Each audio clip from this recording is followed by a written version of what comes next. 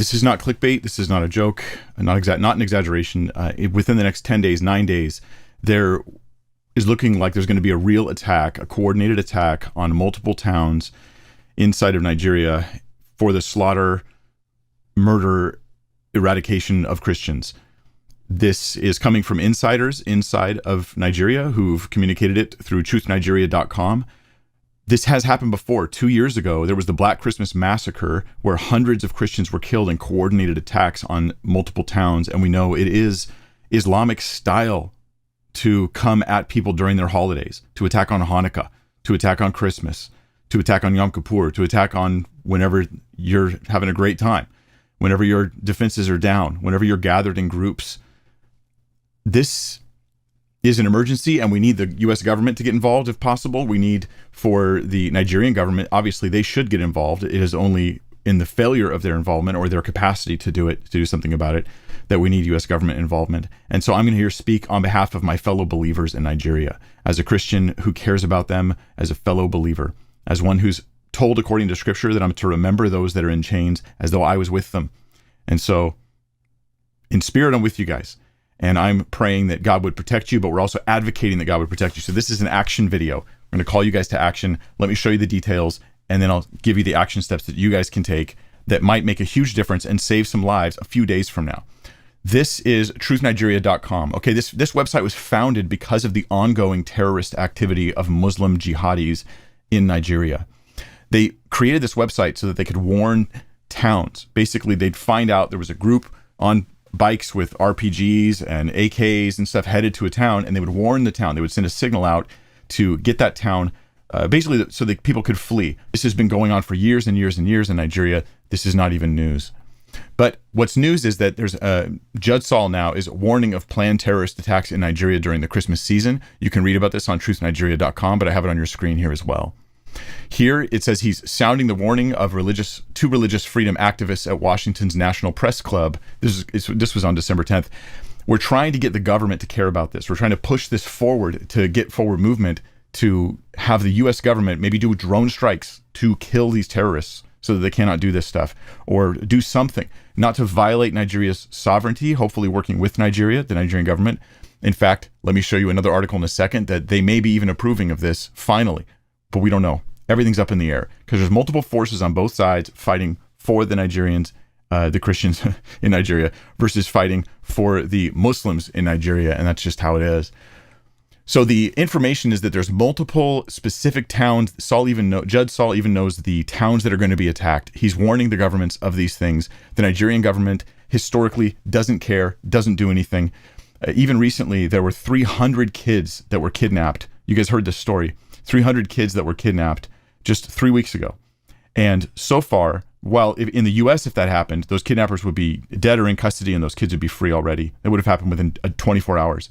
In Nigeria, it's been over 3 weeks. 100 of them have been released with no information from the government. We don't know why they were released. They were probably paid off, which means they got more money to buy guns and do even worse stuff this Christmas. And the other 200 are just still with them. This is insane. This stuff is insane.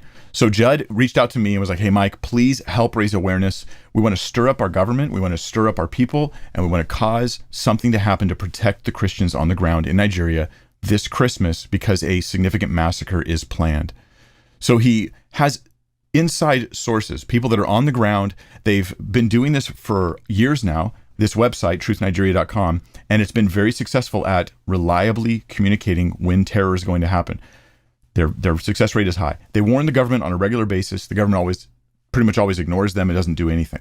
That is why we're raising the red alarms, the red alerts here. So why should you trust this site? Because Judd is on the ground, because Judd is an actual believer. I've met with Judd. I know Judd, at least somewhat enough that I feel like I can take a risk by trusting him and telling you the things that are going on. I believe he's reliable and he's doing good stuff. And this is one of the major developments that's going on right now. U.S. armed drones cleared to hit terrorist targets in Nigeria. That is what an expert is claiming. Okay, this is not confirmed through the government sources, but an expert's claiming this because of following aviation records and looking at where the drones are flying and where the different aircraft are and stuff that goes over my head. But this is a positive sign. If this is correct, then maybe they can do something. But of course, just because they have the capacity to do it and they've got the military to do it, doesn't mean that they will have the go-ahead from government officials, and that's where you come in. So this brings us to what you can do, the action you can take right now in the next 5 minutes, and to former Congressman Mark Walker. Mark Walker was nominated by Trump to be the religious freedom nominee. Let me show you this guy.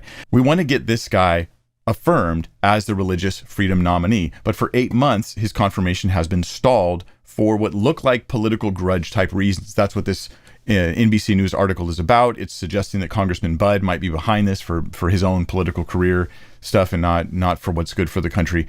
I don't know. All I know is pressure being put on this situation to deal with getting Mark Walker nominated, having a guy that's put in a position where he could effectively help the ongoing crisis of terrorism, Islamic terrorism in particular, and having him sit there for 8 months. He can't even get a hearing. He can't even get a hearing because of what's going on in Congress, because welcome to the U.S. government, unfortunately. So I'm asking you guys to go down below and click the link that'll take you to this website, congress.gov. What you're going to do is you're going to scroll down. Here's your action steps. You scroll down just a little bit and you'll see where it says select U.S. state or territory. Open that up and click your state. Maybe you live in Hawaii. Most of us don't, but let's suppose you do. It's going to show you your representatives. And here you go. You can email them right from here. You can send messages to them. And what will you email them? You might be thinking. You email them the script that I'm going to put in the video description. It'll be right there. You can copy and paste it, or you can basically just tell them in your own words, please take action to stop the persecution of Christians in Nigeria and the coming potential Christmas massacre, and also get Mark Walker a hearing so he can be appointed as the religious freedom guy. So that is what you need to put there. You just need to get their attention on it. Your words don't have to be perfect. It is the voice of the people that moves the government. That's just what happens. So why not mobilize as Christians and remember those who are in chains as though we are in chains with them?